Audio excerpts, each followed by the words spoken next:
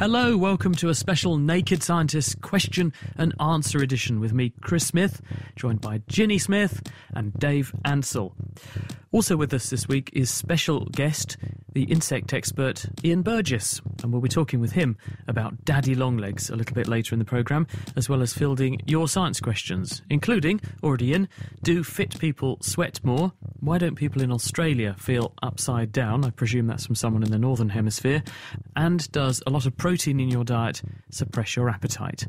That's all coming up in the next hour on this week's edition of The Naked Scientists. If you'd like to get in touch with us, then please email chris@thenakedscientist.com.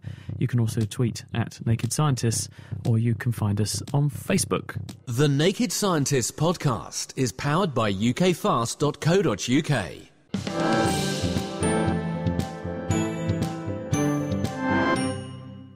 And up first, let's go to Mackie. Hello, Mackie. Hello. What can we do for you? Well, I have a question about body hair. So this is hair that's not on the head, but everywhere else on the body. Okay, fire away. So when we remove unwanted body hair by waxing or plucking, we all know that they grow back again, which seems fair enough because we're affecting the follicles directly. But my question is about when we cut or trim them, they also seem to grow back to its natural length. And I just wondered, how do they know that it's being cut if we're not really removing them from the follicles? And also, when do they know when to stop growing? Hi there, Mackie. So Hello. The short answer is that your hair doesn't know that it's being cut. This is a really common myth. People think that if they trim their head hair when they're trying to grow it, that it'll make it grow faster. And people say that if you shave your legs or your face, it makes it grow back faster. But that's not actually the case. The only thing that affects how long your hair is and how fast it grows is the hair itself and your genetics. So hair goes through 3 phases when it's growing. There's the anagen phase, which is the growth phase, and this is when it actually grows when it gets longer. Now, on head hair, that can last between 2 and 6 years. And how long that phase is counts as how long your hair can grow to. So some people seem to be really lucky and they can grow hair down to their waist, whereas other people, no matter how hard they try, it will never get past shoulder length. Not their eyelashes, though, surely. No, not their eyelashes. Now, that's the point, because body hair has a much shorter anagen phase. It's only a couple of months, and that's why it never gets as long as head hair. I think there are a few exceptions of weird people who've managed to grow their underarm hair ridiculously long in the Guinness Book of Records, but with a couple of weird exceptions, it doesn't get as long as the hair on your head because this anagen phase only lasts a couple of months. Now, after that phase, what happens is the hair is cut off from the blood supply, so the follicle sort of dies and it enters a dormant stage, and then a bit of time after that, it'll fall out as a new hair begins to grow. So what you're seeing is you're trimming, say, your leg hair while it's still in the anagen phase. It's going to continue growing, but it can only ever get to a certain length because that anagen phase will end and it will fall out. Brilliant. Mackie, does that pour some, I won't say wax on it, some oil on the situation? Does that answer the question? Yes, I suppose so. Thank All right. you. Good to have you on the show. Thanks. This is The Naked Scientists with me, Chris Smith, Dave Ansell and Ginny Smith, and this is a special question and answer edition of the programme. So if you would like to ask us any questions, do please send them in by email to chris@thenakedscientists.com. You can also tweet @nakedscientists, or you can find us on our Facebook page. That's at facebook.com/thenakedscientists. Any question you would like to send us, and we'll include it in the next edition. Now, at the beginning, I said that we've got this interesting question about icy drinks, and Dave's going to do the experiment. So tell us what you want people to try and do, Dave. So this is a question we've been asked several times, and it's essentially if you have a glass of water absolutely full, so it's almost going to overflow, there's an ice cube floating in there, what's going to happen to the ice cube as that ice cube melts? And so I thought I would do this experiment in a couple of different ways. I have a nice box full of ice cubes here. Go on, Could I have Chris. a couple from my glass? Yeah, me too. Yeah. It's pretty hot in here. I'm not going to have any left at this rate. Didn't know I was going to get ice and slice with my radio show this week. So I'm going to do this in a couple of ways. One of them I'm going to put quite a fair amount of ice in one glass. And another one I'm going to put lots and lots and lots in. So there's more ice than will fit in the glass. So in essence, we've got a glass which has got liquid in and some ice floating around in the liquid, and crucially the ice goes above the top of the glass with the liquid in. We've got another glass which is absolutely jam full of ice, but there's no liquid. That's right, so I'll top up the first one so that water is right on the edge. In fact, slightly above the top, so it's only surface tension holding it in. So we've got ice cubes that are bobbing around above the level of the liquid in the glass. And the other one, I will do the same too. And we'll see what happens. OK, so in one of them we've got ice just level with the top. The other one, the ice is literally bulging out of the top, floating around in it, over the top of the rim. The second one, the ice is actually being held up from the bottom of the glass.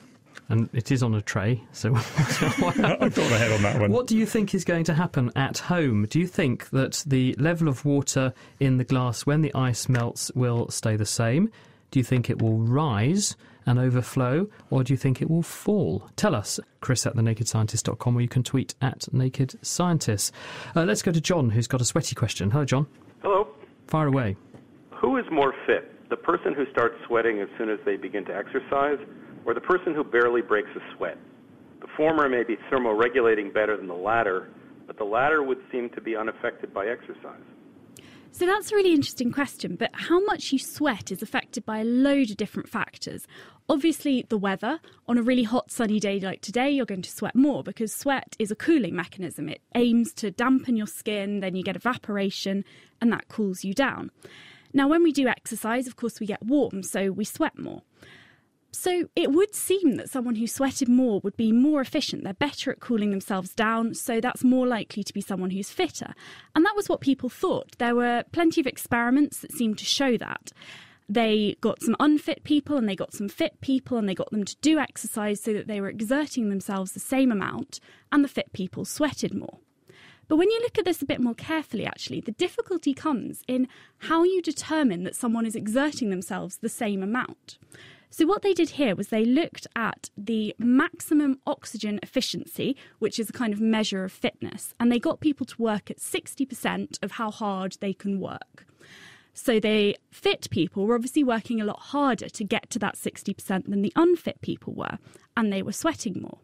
But when you look at it more closely, because the fit people were having to work harder, they were getting hotter. It seems that if you're fitter, yes, you can run faster and use the same proportion of your maximum oxygen usage, but you're still making more heat because you're running faster. You don't get any more efficient at running without producing heat. So actually, these fit people were just getting hotter and therefore sweating more. When they did the experiment, but they controlled for the heat that the people were producing, so they made the unfit people and the fit people run to produce the same amount of heat, they didn't find very much difference in their sweat, apart from on their foreheads. And in fact, the unfit people seemed to sweat more on their forehead, which is a bit surprising and unusual. So I think just looking at two people in the street who are running along and seeing that one person's sweating and one person's not, you can't really tell anything about fitness levels.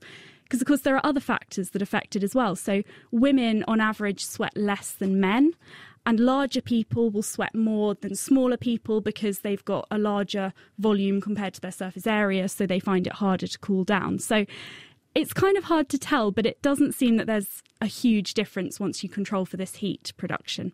Ginny, thank you very much. I hope that means that you can cool off now, John. I will do so. Thank you for joining us on the programme. It's The Naked Scientists.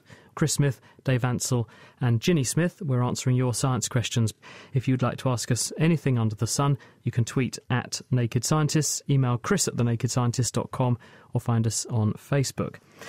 Now, we had an email from Tad who said he was saddened to hear the news recently that comedian Mel Smith died of a heart attack at the age of 60. He said he's slightly concerned at his passing because he reckons he's in the same sort of risk category. He said he was watching a documentary on a Horizon programme recently concerning the Atkins diet, and it concluded with the suggestion that protein is a good appetite suppressant, which he said he finds intriguing. He said, could you give us a fuller explanation? Well, the answer is, Tad, that what researchers in recent years have discovered is that there are populations of nerve cells in the brain which can sense the nutrients that you're eating. And here on The Naked Scientists, just under 2 years ago, we had a researcher from Cambridge University called Denis Berdikov who came in, and he was describing a series of experiments where they have found a group of nerve cells in the bottom of the brain, a region called the hypothalamus, and these nerve cells are called orexin nerve cells. They make you wake up. They also control what you want to eat.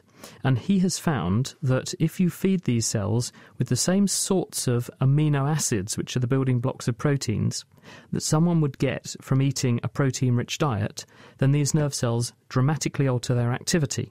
Previously, we thought they only changed their activity in response to sugar levels, but it would clearly indicate from his work that they also changed their activity on the basis of proteins as well. And this, therefore, could be the basis of why, when someone eats a nice protein-rich breakfast, they then don't tend to feel as hungry through until, say, lunchtime, compared with people who are only fed a carbohydrate-rich breakfast. Because in experiments on groups of individuals who are doing similar sorts of jobs, similar sorts of metabolism, that's what you find. People who eat more protein feel less hungry through till their lunchtime, compared with people who eat either no breakfast, obviously, or people who go for a carb-rich breakfast. So if you want to stave off appetite, have a sausage for breakfast, but ideally not one that's too fatty. Nikki is on the phone. Hello, Nikki. Hello, Chris. I normally listen to your radio show. This is Nikki Ulovsa here, and I'm speaking to you from Johannesburg, of course, as you know. It's wonderful to be reaching out across the world. Someone in the southern hemisphere where it's a bit cooler than it is here. It's hot here, but of course, must be winter time for you. Yes, it's about 5 degrees centigrade at the moment, and of course it's what's the time now, 7:15 in the evening.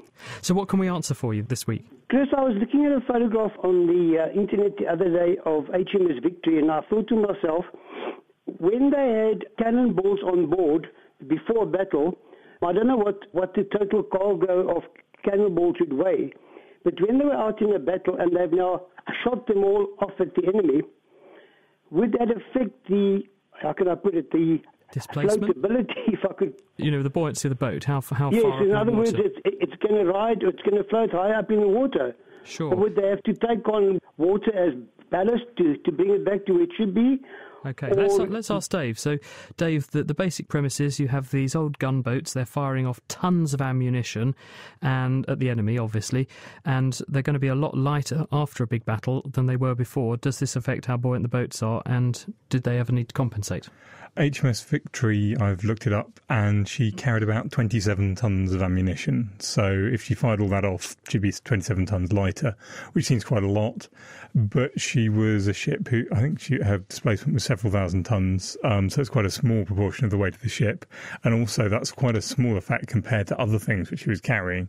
She'd be carrying several hundred tons, so maybe even 300 or 400 tons of water, 50 tons of beef, another 50 tons of pork. So she's probably carrying 500 or 600 tons of stuff in a hold. They weren't firing the pork on the cannons. No, but they were eating that.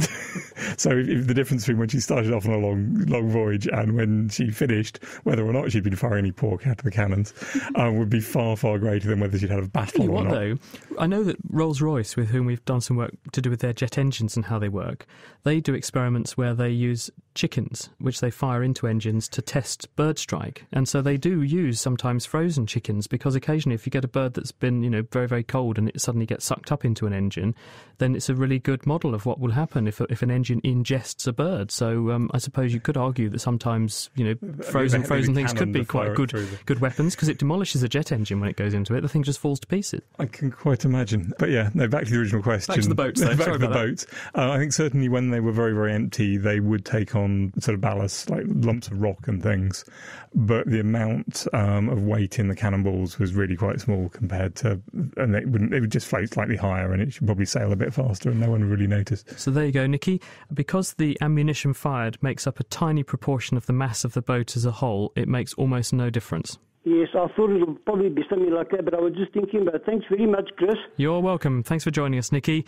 It's The Naked Scientists, Chris Smith, Ginny Smith and Dave Ansell. We're answering your science questions. The email address, chris@thenakedscientist.com. You can tweet @nakedscientist. Dave's running a kitchen science experiment, which is sitting beautifully and alluringly, chillingly looking, because it's full of ice cubes on the desk in this very hot room.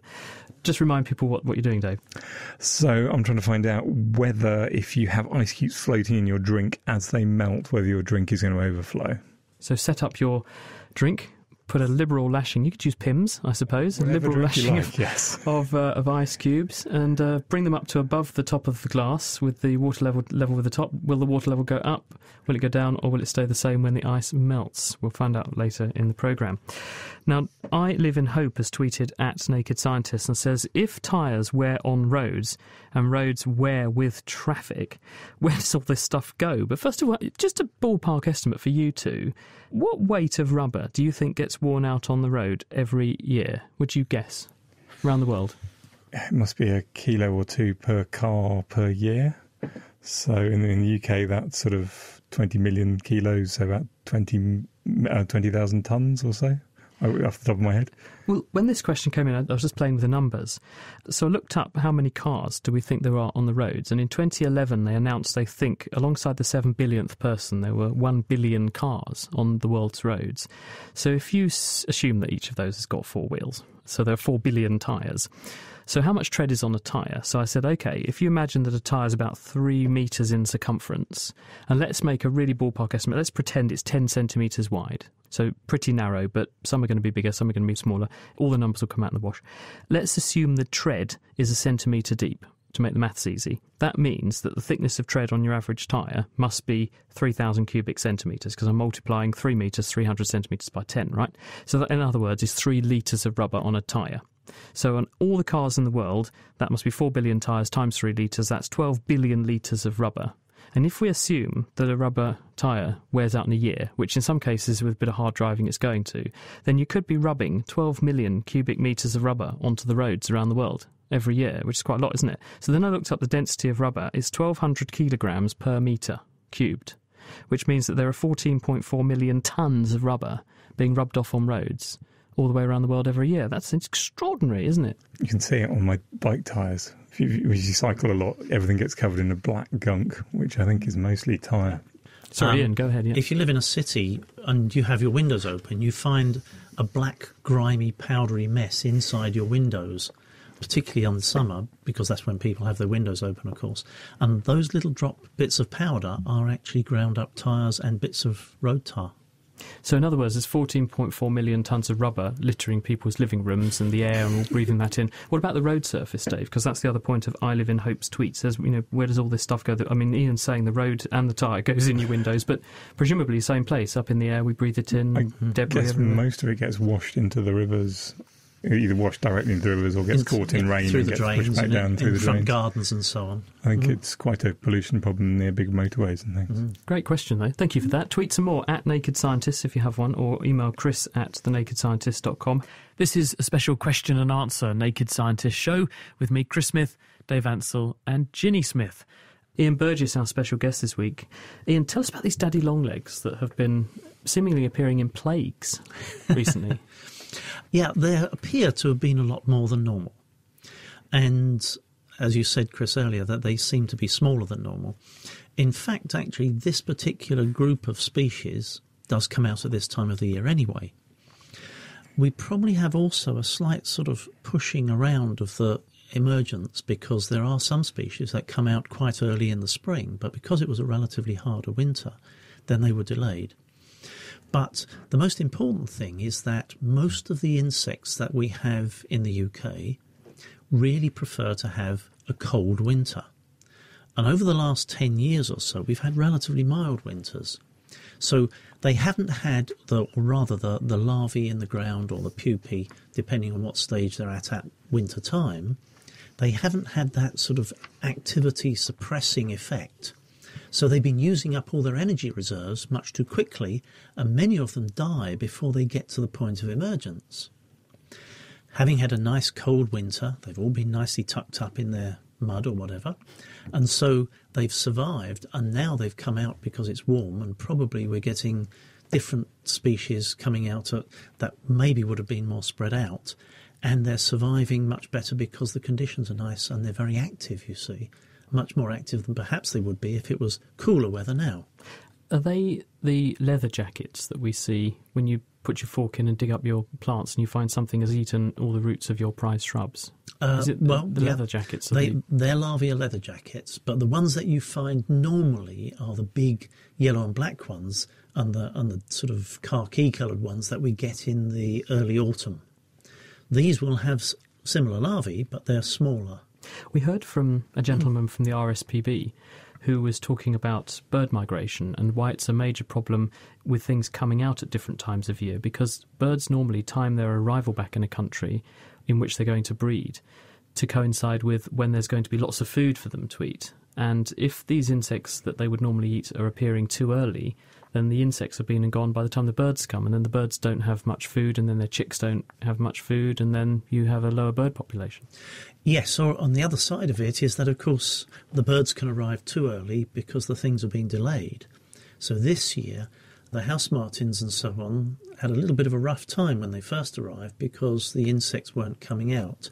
And in fact, they all nested rather later than normal because of that, because there wasn't enough to feed the chicks, although they're all very hard at it now. So what can we do to help the birds if the insects are coming out at the wrong time and we see these birds and there's nothing for them to eat? It depends how adjustable they are in terms of diet. Things like robins and so on, although they're insectivorous, they will take seeds and stuff like that. But things like house martins and swallows that have to catch their food on the wing, there's nothing you can, unless you're going to get a big handful of insects and throw them up in the air at the right moment. Breed lots of flies. Well, is it true that there are lots of other insects that are doing very well as well, though? Because my brother has taken up beekeeping, and he actually came up to a village in Cambridgeshire and bought a colony of bees off of a man who was downsizing. And he's taken them back to London, where he lives, and he said they're doing so well. He's got 40 kilos of honey in just 2 months. And also, he's had so many bees, he's had to split the hive. So they brought another queen in that arrived by post. This is quite interesting, get this parcel in the post that's sort of buzzing around in the post. What's called a nuke. Yeah, and then you take some of the bees from the existing colony and put them with the new queen, and off you go. But has it been a good year for bees then? Because I've only seen one in my entire summer. Well, I have seen other honeybees, but they're rogue ones, so to speak, in that they are ones that have swarmed. They've gone off and they've then gone and nested in things like chimney stacks and roof voids. Yeah, my parents, actually, their house, they have a nest of honeybees in their chimney, and they got someone in and asked whether they should do something about it. You know, they don't really mind them being there, but they do fall down the chimney from time to time, and then they're all sooty and confused, and they leave footprints all over the curtains. So they asked if they should do something about this, and the guy said, actually, no, it's better to leave them there, because if you move them on, you'll end up with a load of honey dripping down your chimney, which is actually a lot harder to clean. Can't they light a small fire? Smoke does do things to bees, doesn't it? It's actually, they think it's a forest fire. So what happens is that they all drink the honey as much as they can to rescue it, and then they become torpid. This is how the beekeepers control them with the smoke guns, so that when they're handling the stock, then the bees are not too aggressive. They're actually suppressed by the smoke. But the trouble is, when they're up in an awkward place, that can be a bit of a problem. And certainly you don't light a fire in the chimney where the bees are, because you will literally get the honey falling down, and then it might catch fire as well. Well, actually, these bees have been there for a good few years now, and we have lit fires in that chimney, and it doesn't seem to affect them. So I'm not sure where they are, but they do fall down quite regularly, so they must be somewhere up there. But it's not just the honeybees. Bumblebees have had a stunning year, as far as I can see. Many, many nests. We've got a nest in our roof that's been there for 2 years. And where I go for a walk at lunchtime, there are some an avenue of lime trees.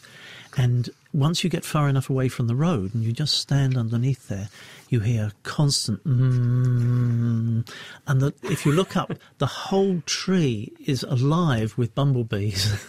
Ian Burgess from Insect Research and Development Limited. Thank you very much.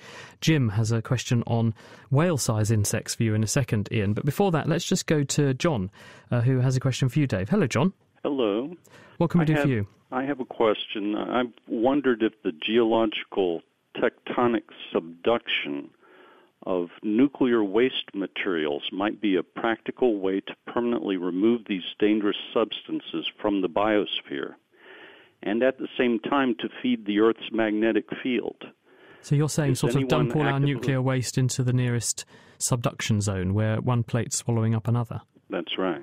It's interesting you asked that, John, because we also had a question from another John Summerbat, who said, could nuclear fuel be dumped into the sun? Is it possible to send it out into space so it falls into the sun, which is, of course, a nuclear reactor? Dave, what do you think?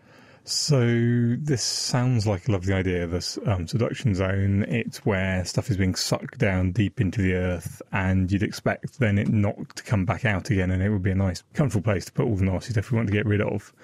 Actually, that's not quite how the geology works. When the subduction plate gets pulled down under the earth, it gets a huge amount of friction, and that surface layer gets very, very hot. And that surface layer tends to melt and then come back up to the surface and form a volcano. And so you get a lot of volcanism related to subduction zones. And it's this top layer heating up, melting, and floating up to the surface through the surrounding rock and creating volcanoes. This means that actually if you put all your nuclear waste on that surface zone, quite a big possibility it would shoot out of a volcano probably a few 100,000 million years later. And also there's an awful lot of water, hot fluids flowing through all that surface. It's a really, really aggressive environment. What about John's point about the magnetic field? So the magnetic field is all to do with the very, very centre of the Earth, right down in the core. And in there's some complicated system involving liquid metal flowing around the core. Parts of the core is metal, to do with the Earth spinning and a convection current in there, which, to be honest, I don't understand. And I think scientists have only recently understood it at all. Creates this magnetic field. And so doing anything near the surface probably isn't going to affect that very much. He's just not going to get it. He's got to go down through the whole mantle, which is thousands of kilometres of really thick, gooey rock. I think at the moment the best thing to do with nuclear waste is probably just to bury it somewhere where nothing's going to happen. So a really dull piece of really dull geological place, ideally in some clay, because it will sit there for 100,000, a few million years. Nothing's going to happen to it, and you can just sit there until it calms down and isn't dangerous anymore. A lot of people say, well, we'll just embed it in concrete or glass or something. But then there was this paper which was published by Ian Farnan, who's a researcher at Cambridge University, about 7-8 years ago. And he found that if you look at the ceramics that you put these radioactive chemicals into, because of the radioactive decay, when a uranium atom decays, it fires almost like a recoil as it fires out a radioactive particle. It's like a gun recoiling into your shoulder when you fire a shotgun, for example. And this has the effect of knocking all of the other atoms off kilter in the substance. And the result of that is that over time, with all these atoms being knocked off kilter, you end up with the material becoming amorphous, as it's called, and it's basically riddled with holes. It's leaky. So after just 5,000 years, you'd go from something which was a solid concrete or piece of glass, which would be something analogous to a sieve. Yeah, this is why you want to put it in some rock which is naturally waterproof and naturally doesn't have cracks in it, which is why I think the ideal solution is a big lump of clay. I think East Anglia is supposed to be very, very good for it.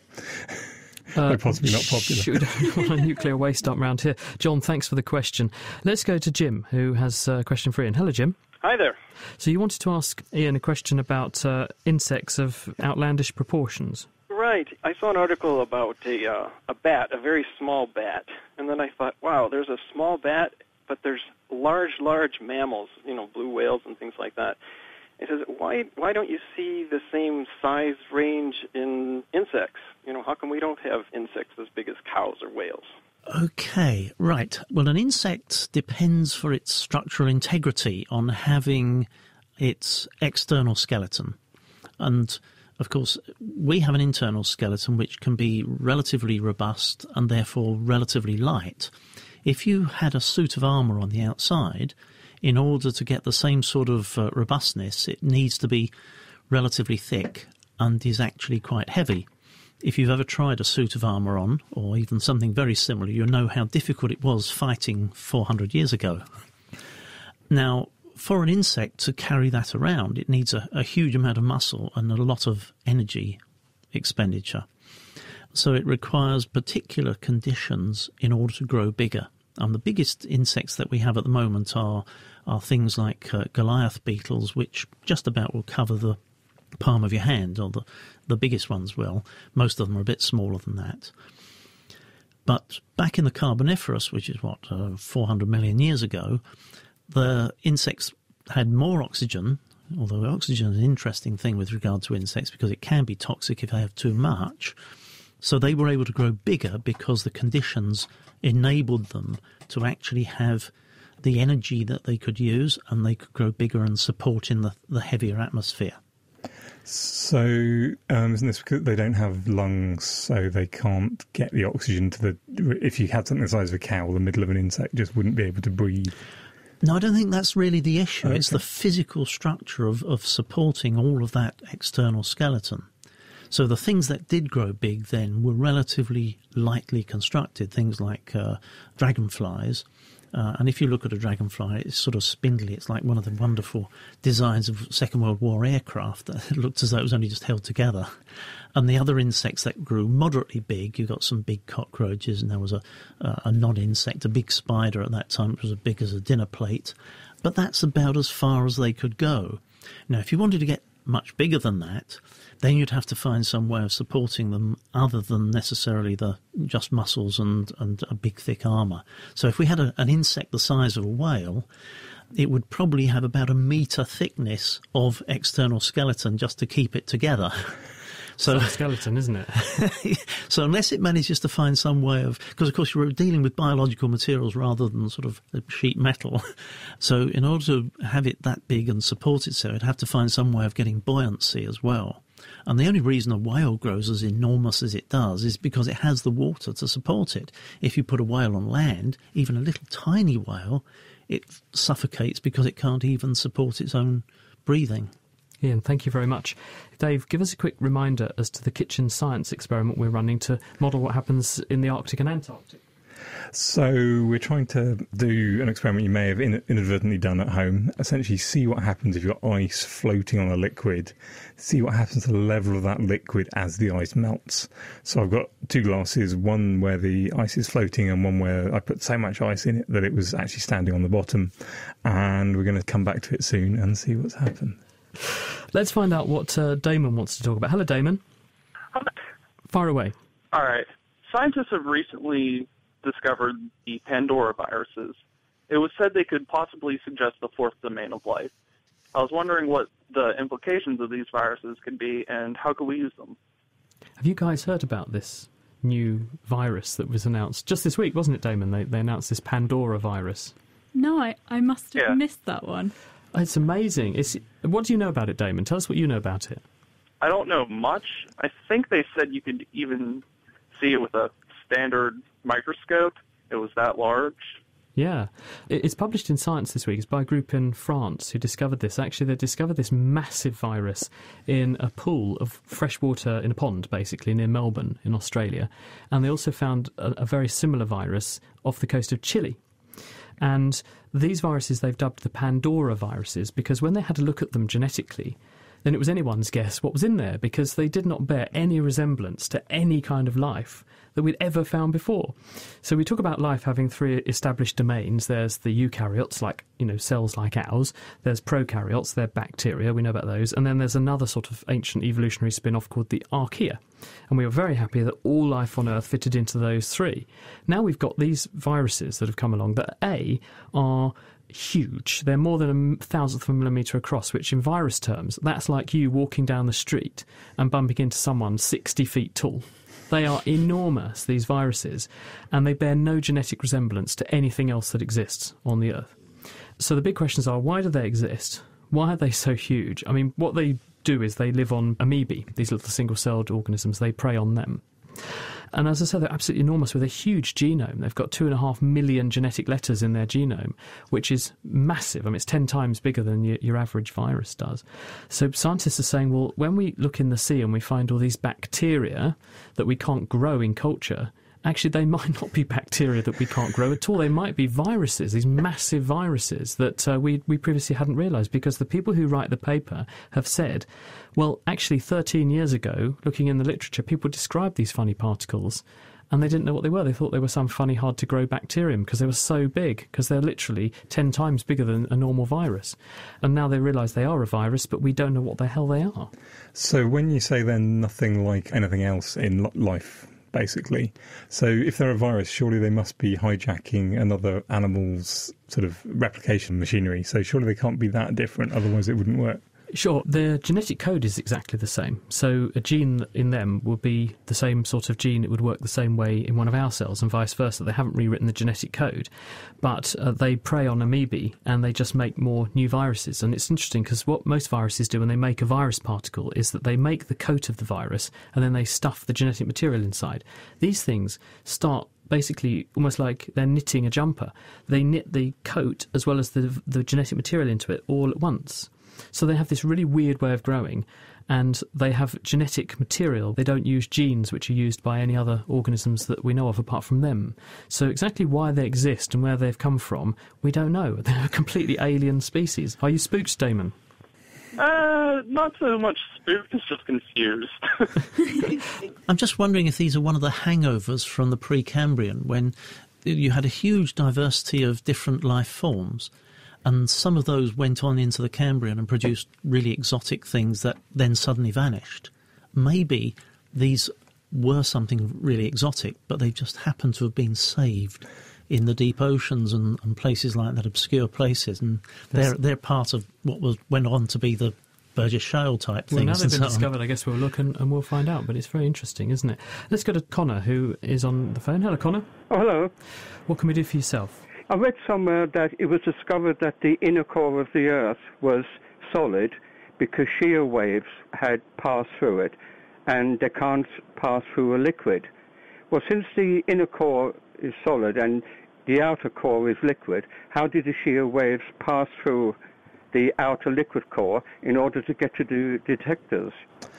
A shear wave is, so the two different main kind of waves. One is a pressure wave. It's like a sound wave whereby the movement, the wobble is in the same direction as the wave is travelling. And a shear wave is like a wave on a string, so it's at right angles the way it's travelling. In a liquid, you can't get any shear waves except on the surface. So in the bulk of a liquid, in the body of a liquid, all the waves must be pressure waves or a fluid of any kind, so in the gas as well. But at the surface of a liquid, you can get shear waves. And you can get shear waves created when a pressure wave hits a surface. So basically, the way they've found out that the centre of the Earth is solid is that when waves created by earthquakes on the surface go down, they hit the liquid outer core, and then when they go from the liquid outer core into the solid inner core, you get an extra wave going off at right angles in a strange direction, which could only be because it could only be a shear wave, and then you see the results of that coming out through the liquid outer core and bouncing off to an earthquake station on the wrong side of the planet where it shouldn't be. And the only way you can explain those waves getting to the earthquake station there is if the centre of the Earth is solid and there's a shear wave going through it. Connor, thank you very much for the question. That's fine. Thanks very much. Bye-bye. Thanks for joining us. Chris Smith, Dave Ansell and Ginny Smith with special guest insect expert Ian Burgess this week. Keep your questions coming in. Email chris@thenakedscientists.com. You can also tweet @nakedscientists. We have got Robin with us. Hello, Robin. Hello, sir. Robin in Rushden, Northamptonshire. We're told that the rods and cones in one's retina are sensitive to red, green and blue. Why not red, yellow and blue? The three prime colours seems more logical to me. Why not red, yellow and blue? Why go for red, green and blue? Okay, I've built some experiments on this recently, and basically this is due to what you think of the three primary colours aren't necessarily actually the three primary colours. There's two different kinds of primary colours. One is light, so there's red, green and blue, which can trigger the three different colours of kinds of cones in your eye, and you can fake pretty much any colour by using red, green and blue, and that's what a TV does. The other kind of primary colours are when you want to go painting. And painting works in almost the opposite way round. You're starting off with white light reflecting off your white piece of paper, and then you add things to it to absorb colours. So the three primary colours of paint are yellow, which absorbs blue light, sort of purple, which absorbs green light, and turquoise, which absorbs red light. And then you can add those together in different quantities and take away whichever mixture of colours you like and end up with fooling your eye to produce any colour you like. And red, yellow and blue aren't really any kind of primary colours. They're just what primary school teachers tell you, and they're just confusing. And you can sort of make a lot of colours with it. There you go, Robin. Confusing all of us. Yeah, thank you very much then. I mean, the bottom line here is that in the back of your eye you have these cones and they have dye pigment molecules in them that are sensitive to lights of different colours, and they respond different amounts to different colours, and the eye is basically comparing what amount of activation there is of these different dyes in proportion to each other, and it knows that if you have a certain amount of the red one and a certain amount of the green one, this must be a colour somewhere in between the two. Yes, they reflect in some sort of negative way, don't they? As you say, the turquoise reflects in red and absorbing red. Yeah. Absorbs red. Yeah. So the other way you can think of it is from an evolutionary point of view, and actually primates like us, we're quite unusual in being able to see the spectrum of colours that we can see. So the red-green distinction is thought to be relatively recent, and that was thought to be because it was really important for us to be able to tell when fruits were ripe. So it became really important for us to be able to see a ripe red strawberry in a green bush. So we evolved this ability that a lot of other animals don't have. So we now use vision a lot more than things like smell, which is much more important for other animals. And that might be because of the same reason we evolved this ability to tell red and green apart so well. And then a lot of monkeys and things use, red bottoms and things like that to signal sex rather than it's like smell. A sexual traffic light, only red doesn't mean stop. In that case, exactly. Because even some animals, insects, see in domains like ultraviolet. Bees can see UV, can't they? Oh, indeed, yes. Actually, the spectrum that we see is really quite tiny. If you look at what insects can see, much of it's shifted, as you say, towards the UV, but it is not only much broader, it's much more spectacular when you look at it in an insect's eye view. Ian, thank you. Dave, why don't, Camilla asks, people in Australia feel upside down? It's basically to do with how we define the right way. We're assuming that Camilla is in the northern hemisphere, I presume. She might just like standing on her head in Australia. So how do you define where down is? It's where if you take a rock and you drop it, when you let go of it, which direction the rock falls in. But I guess what she's getting at is if you imagine yourself standing upright in the northern hemisphere and then you were to sort of go to the southern hemisphere, relative to you, they are upside down. So why doesn't it feel like you're the wrong way up when you've gone under the earth? Why does it look like you're still on a flat earth? It's basically because we define downwards and the right way up by what direction things drop in. And we haven't evolved to live on spheres, to think of the world as a sphere. We kind of, on some level, deep level, we think of it as relatively flat because pretty much to all intents and purposes it is. Therefore, whichever way you drop things is down, and therefore whether you're on everything drops towards the centre of the earth, so whether you're on the top or the bottom or the side, you're always pulled to the middle, so the down is always towards the centre of the earth. But also, I think the point is the earth is so huge relative to us that the horizon is the height of your eyes above the ground in feet. So it's just 1.23 times the square root of the height of your eyes in feet above the ground tells you the distance to the horizon. So it's going to be miles and miles and miles away. So therefore you are not really dominated in your vision by the curvature of the earth. So it therefore looks flat to you. Isn't that right? Ginny, can you help Tori out, who says, is there a safe tablet a person can take to increase the melanin, the dark pigment in your skin, to get a tanned look? What do you think? This would be brilliant for anyone like me who is very pasty white and doesn't really tan very much and hates the idea of getting my legs out at the start of the summer. And there are quite a few products on the market that claim to give you a suntan, but I had a look into this and they all seem a bit dodgy. So a lot of them aim to boost your melanin production. So when you go out in the sun, UV hits your skin and it increases the production of this thing called melanin, which gives you the tanned look and also protects you from the sun. So this would be great if we could have something to boost melanin. Not only would it give you a nice tanned complexion, but it would also protect you against skin cancer. But the way they do this, these pills, is by giving you more of the precursor to melanin, which is an amino acid called tyrosine. So they claim that by boosting the levels of tyrosine, you'll make more melanin. There doesn't really seem to be much evidence to back that up. Most of us aren't deficient in tyrosine. It comes from chicken, fish, dairy, seeds, all sorts of things. So unless you're deficient in it, you've probably got enough to make all the melanin your body wants to make anyway. So boosting it probably isn't going to do anything. There are other pills on the market that kind of dye you from the inside out. Doesn't sound great to start with. I don't know if you remember a few years ago there was the Sunny Delight drink that got really popular. And like an orange juice, but it was really orange and quite weird looking. But there was a little kid who drank a load of it and turned orange. Well, if you eat a lot of carrots, because carrots contain beta-carotene, that's 2 vitamin A molecules stuck together, this is actually safe because it just deposits all the fat in your tissue and it makes your fat go orange. And so there are people who have had a bit of a carrot-eating fetish who have gone a very orange colour. And that was the same stuff that was in Sunny Delight that caused this kid to go orange. So it wasn't going to do her any harm, but she went a bit of a weird colour. And that's one of the things that they put in these pills. So unless you want the tangoed look, maybe not the way to go.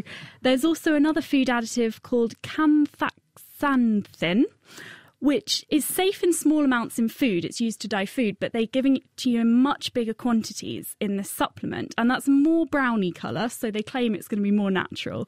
But in large doses, it can actually settle in your eyes and form crystals, which can affect your eyesight. So I don't think that one's the way to go either. Of course, what flamingos eat is a lot of astaxanthin, which is the chemical made by the algae on the things they're eating. And that's a pink colour, which is why they end up pink. They're actually white if they don't eat all the algae. And I guess all these dyes aren't going to have the advantage of protecting you from UV as well, especially if they're settling in the fat. So the pills don't seem to really be getting anywhere, but there's one really interesting study by David Fisher at Harvard Medical School who found a chemical that you apply topically called foscolin, which comes from a tropical mint plant, and they applied it to mice and it actually increased the melanin production, darkened their skin and protected these mice from cancer. And the tan was just like a natural one. So he's now working on finding a way to get this stuff to penetrate human skin rather than mouse skin. So we may have a natural tanning cream sometime soon. It's the same stuff that a group of scientists in China have announced this week is part of their recipe for reprogramming adult skin cells to turn them back into stem cells. Oh dear, could go either way, couldn't it? And Jeff is with us. Hello, Jeff. Hi, Chris. Go on then, fire away. What's your question? My question actually came from one of my students. I teach introductory physics and astronomy, and my student asked me a question I couldn't answer, and I thought I would pass it on to you. Oh, thanks. His question was, could a planet have a green atmosphere? And if it did, what gases would it be composed of, and could life exist there? Okay, so I think it'd be difficult to get a green atmosphere in the same way as we have a green atmosphere on Earth, which is scattering and that mostly at the blue end of the spectrum. You might be able to get a slightly greeny tinge to that if you're very, very clever, but I can't really see how you could do it. The only gas I can think of which is very definitely green is chlorine, and that's an incredibly reactive gas, similar to oxygen, so you'd have to kind of hypothesize some kind of life based on taking in sunlight and giving out chlorine rather than oxygen. Well, we have life that uses oxygen because oxygen was abundant, and it's an oxidizing agent. So it's not beyond the ken of reasonable grounds that chlorine could do that, is it? Because you can light a candle and put it in a vat of chlorine, and candle will burn. Yeah, so it's not entirely implausible. I wouldn't want to visit it because it would be a scary place to visit. Pretty horrible place to go. There you go, Jeff. So you need planet Chloros or something similar. We think chlorine. Okay. Thanks for joining us on the show. You're very welcome. Very quick one. Connor Walsh says, noise-cancelling headphones. If energy can't be destroyed, are we hearing the same pressure of noise silently? Well, what you're effectively doing, Connor, you're making anti-noise. You're making sound waves which are out of phase with the sound coming in from outside. And when the two waves meet, they cancel out. That's called destructive interference. And you end up with no sound where previously there would be sound. But you're not hearing anything. You're just getting the waves that are reaching your eardrum have an amplitude that's fallen to a minimum. So they don't move your eardrum very much, and therefore you don't seem to hear anything. Now, Dave, we'd better finish with our kitchen science experiment, which is you melted some ice cubes in a glass. We asked, will the glass overflow if it's full already and the ice is floating at the top? What are you finding? So the two glasses, the one where the ice was getting down to the bottom of the glass seems to have overflowed really quite well, and there's a great big puddle of water on the corner of the tray.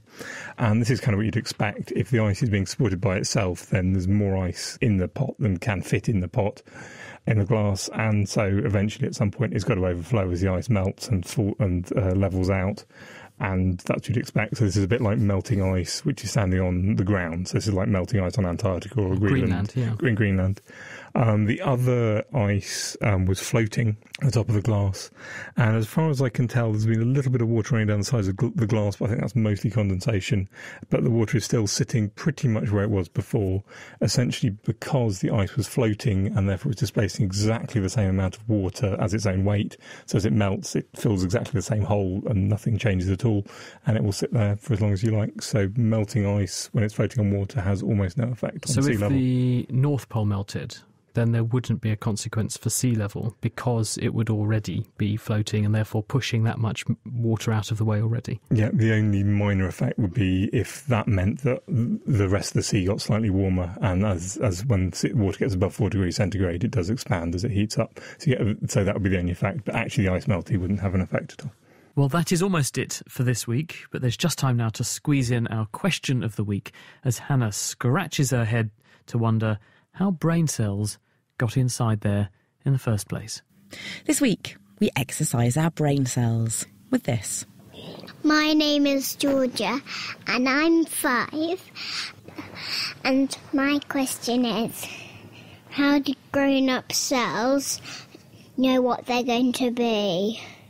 How do brain cells know that they're going to be grown up in my brain?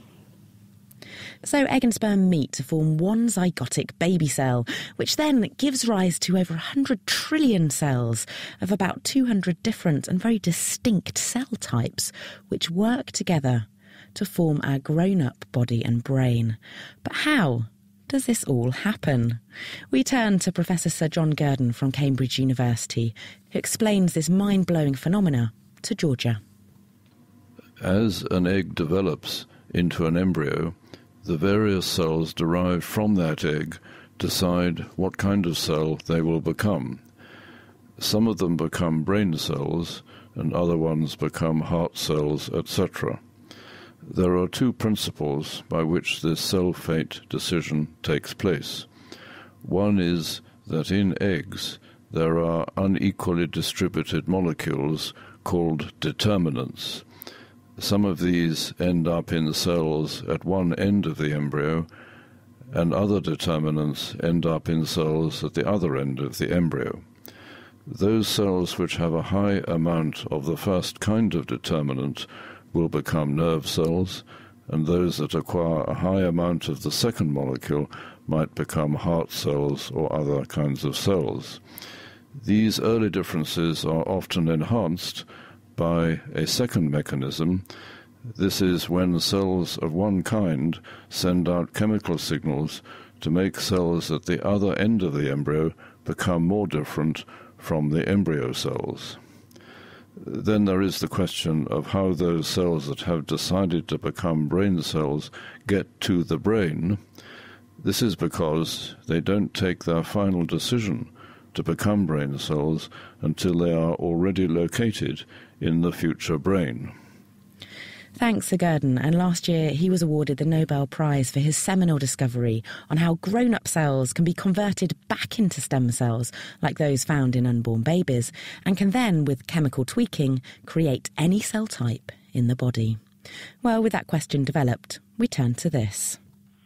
Hi, my name is Daniel Hustard, and I was just wondering, how come dark matter doesn't clump up like into black holes, into singularities, or into sun-shaped objects? So after the Big Bang, there was lots of matter around, and gravity caused it to clump together to form our planets, our moons and suns. But how come dark matter doesn't cluster in the same way to form dark suns or dark planets? Or does it? Send us your thoughts. And if you think you know the answer and you can help Hannah out, then do please send your thoughts to chris@thenakedscientists.com. You can also tweet @nakedscientists, or you can write on our Facebook page. We also have a web forum running, nakedscientists.com/forum. That is it for this week. Thank you very much to Ginny Smith, to Dave Ansell, and to our guest this week, Ian Burgess from Insect Research and Development. And thank you for sending in all of your science questions. Do please keep them coming in. chris@thenakedscientists.com. Next week, we're turning our gaze skywards to hear about the new Gaia Space Telescope, which could soon help us to understand how our galaxy, the Milky Way, formed in the first place. The Naked Scientist comes to you from Cambridge University. It is supported by the Wellcome Trust and the Engineering and Physical Sciences Research Council. I'm Chris Smith, and thank you very much for listening. Goodbye.